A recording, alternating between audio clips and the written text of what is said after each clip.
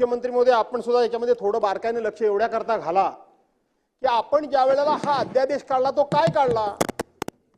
अध्यादेश हा काढला की एखादं झाड तोडलं तर 1964च्या कायद्याप्रमाणे त्या झाड तोडणाऱ्या जर म्हणजे झाड तोडलं अनधिकृतपणे संबंधित यंत्रणेची परवानगी न घेता जर ते झाड तोडलं तर त्याला 50 रुपये दंड करून ते रेग्युलराइज करून तो विषय संपवायचा होता।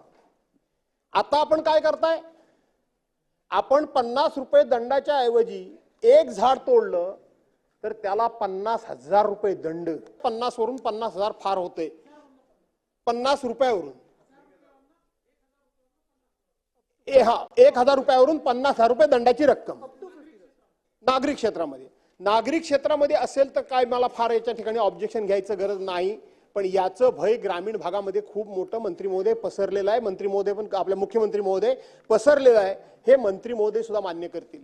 याचं कारण असं आहे अध्यक्ष महोदय की आमच्या कोकणामध्ये मुळात फॉरेस्ट लँडच नाहीये। संपूर्ण जमीन जी आहे ही आमची मालकी आहे, आमची खाजगी जमीन आहे। 0.1% फक्त फॉरेस्ट लँड आहे, 0.1% संपूर्ण कोकणामध्ये। मी ज्या रत्नागिरी जिल्ह्यामध्ये आहे त्या रत्नागिरी जिल्ह्यामध्ये 0.97 म्हणजे एक सुद्धा नाही, 0.1% सुद्धा जमीन ही फॉरेस्टची नाही। संपूर्णपणे जमीन आमची मालकीची आहे। कोकणामधल्या ज्या जमिनी आहेत त्या विदर्भ मराठवाड्यात सारख्या जमीनदारांसारख्या जमिनी नाहीत। आमच्याकडे 5 गुंठे 10 गुंठे आणि 5 गुंठे आणि 10 गुंठ्यामध्ये 10, 15, 20 खातेदार, त्या 10 आणि 15 गुंठामध्ये 15-20 लोक मालक त्याचे। एकरामध्ये जमिनी नाहीत, आमच्याकडे गुंठ्यामध्ये जमिनी आहेत। आमच्याकडे ही जी झाडं आहेत ही झाडं निसर्ग निर्मित आहेत, ही झाडं काय कोणी लावलेली नाहीयेत। जी झाडं सामाजिक वनीकरणामार्फत लावली गेली त्याचा आम्हाला फायदा होण्याच्या ऐवजी त्या झाडांचा मुख्यमंत्री महोदय आणि मंत्री महोदय नुकसानच झालं।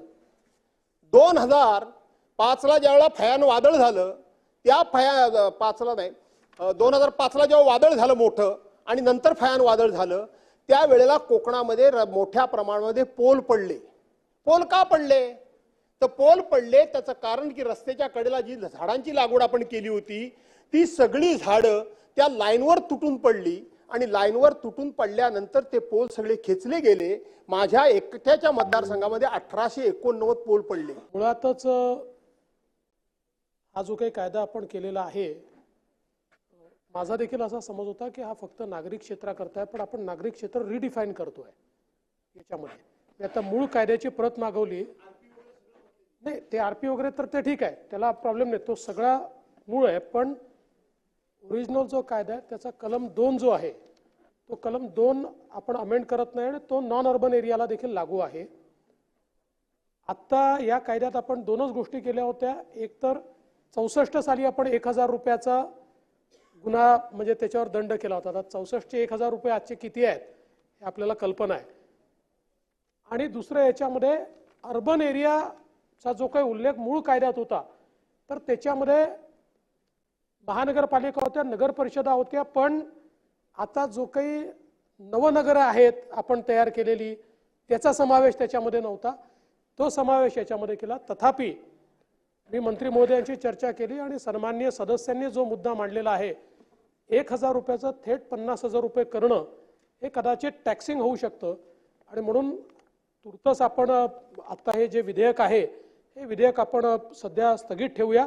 एकदा सगळ्यांची चर्चा करून आपल्याला वाढवलं तर पाहिजे, पण एकदम किती वाढवायचं या संदर्भात एकदा चर्चा करून आणि सभागृहाचा सेन्स घेऊन मग त्याच्या संदर्भातला जी काही योग्य कायदा तो आम्ही मांडू। या बिलामध्ये आपण हाही उल्लेख केलेला नाही की हे खाजगी जमिनीवरचं झाड, हे सरकारी म्हणजे नगरपालिकेचं, महानगरपालिका, जिल्हा परिषद मालकीच्या जागेवरचं झाड, याचा उल्लेख आपण केलेला नाही।